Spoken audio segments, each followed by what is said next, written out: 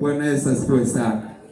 Sasa mataifa 15 tunaweza tukapata lugha zaidi ya 60,000. Lakini ndani ya lugha hizo hakuna mtu ambaye alinena mwingine simsikie. Kila mmoja alisikia alichonena mwenzake. Hawakuhitaji tafsiri kutoka kwa mtu mwingine. Lakini alichonena Noa, mchanga alisikia. Alichonena mchanga, Mngoni alisikia. Alichonena Mnani alisikia. Kila mtu akasikia. Ni jambo la kustajabisha sana. Kumbuka kwamba Yesu alikuja na mambo ya ajabu sana. Wakati wa Babeli, Mungu anawachanganya lugha. Alichokifanya kuchanganya lugha, alitaka wasisikilizane. Bwana Yesu asifiwe sana. Lugha zilikuwa sio nyingi sana, lakini aliondoa ile lugha yao ya asili, akachanganya lugha nyingine mbalimbali ambazo mtu akisema thank you alimaanisha kwamba niletee kiti. Mtu akisema asante alimaanisha kwamba kalale. Mtu akisema leta hiki alimaanisha kwamba toka. Bwana Yesu asifiwe sana. Lakini wakati wa Pentecoste aliyesema thank you kwa Mungu alijua asante sana. Kwa nani alielewa vyote ambavyo ilikuwa ni sahihi kwa Mungu. Hivyo ndivyo Mungu alivyounganisha lugha siku ya Pentecoste. Bwana Yesu asifiwe sana.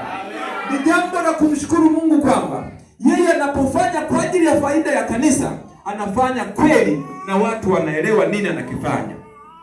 Kwa sauti kama za upepo mkali kutoka mbinguni, ndimi kama za moto zikatua juu ya kila mmoja. Wote wakajazwa Roho Mtakatifu na kuanza kusema lugha mpya walizokuwa hawajui. Bwana Yesu asifiwe sana. Kwa hiyo lugha mpya ambazo walikuwa hawajui, maana yake nini? Maana yake walielewa lugha ya mwenzake. Yaani huyu akisema kwa lugha yake, huyu wa lugha nyingine alimsikia. Ndio maana ya kusema kwa lugha mpya. Bwana Yesu asifiwe sana. Kwa wale watu wakasikilizana, wakapata nguvu, wakapata ujasiri, wakaanza shuhuda, wakaanza kuelezana, na Mungu akasimama katikati yao. Naomba tutazame kitabu kile cha Matendo ya Mitume, uliye na Biblia na maiki upate kunisomea kuanzia mstari ule wa kwanza mpaka mstari wa 4 kwanza. Karibu sana. Karibu. Matendo ya Mitume sura ya 2 kuanzia mstari wa kwanza. Naam. Neno la Mungu linasema, hata ilipotimia siku ya Pentekoste, walikuwako wote mahali pamoja. Naam. Kukaja ghafla toka mbinguni uvumi kama uvumi wa upepo, Ndiyo. wa nguvu ukienda kasi, ukaijaza nyumba yote waliokuwa wameketi. Yeah. Kukatokea ndimi zilizogawanyikana kama ndimi za moto uliowakalia kila mmoja wao. Naam. Wote wakajazwa Roho Mtakatifu, wakaanza kusema kwa lugha nyingine. Ndiyo. Kama Roho alivyowajalia kutamka. Bwana Yesu asifiwe sana. Amen. Kama Roho alivyowajalia kutamka. Ndio maana kanisa la kweli la sasa, kama Roho halipo, hilo sio kanisa, ni taasisi. Ni jambo la busara na lazima kuomba nguvu ya Roho Mtakatifu itembee katikati ya kanisa lake, itembee katikati ya Wakristo waliopo, itembee katikati ya washirika, ili Roho Mtakatifu apate kuamua ndani yao. Sio mtu mwenyewe ambaye kila anachokitaka ndani yake. Roho Mtakatifu aseme kama alivyotaka Roho mwenyewe, sio kama sisi tunavyotaka wenyewe. Bwana Yesu asifiwe sana. Katika eneo hilo, maana yake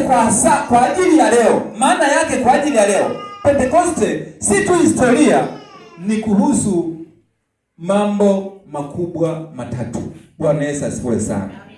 Jambo la kwanza ni ahadi ya Roho Mtakatifu imetimia. Bwana Yesu asifiwe. Ahadi ya Roho Mtakatifu imefanyaje?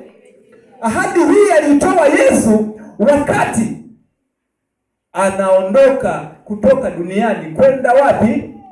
Alisema nitaondoka, nitakwenda, lakini sitowaacha yatima. Bwana Yesu asifiwe. Sitowaacha yatima, nitawaletea msaidizi ambaye ni Roho Mtakatifu, atakayewafundisha, atakayewakumbusha yote niliyowafundisha, ili mpate kuyatenda sawa sawa na agizo la neno la Mungu. Bwana Yesu asifiwe sana. Katika eneo hilo ninaona kwamba Pentekoste ni siku Roho Mtakatifu alipokuja kuishi ndani ya watu, si tu kuwatembelea kama hapo awali. Leo hii anaishi pamoja na sisi kwa leo. Bwana Yesu asifiwe sana. Wakati yule alikuja kuwatembelea ndani ya kanisa, wale mitume walikuwa wamekata tamaa, lakini leo amekuja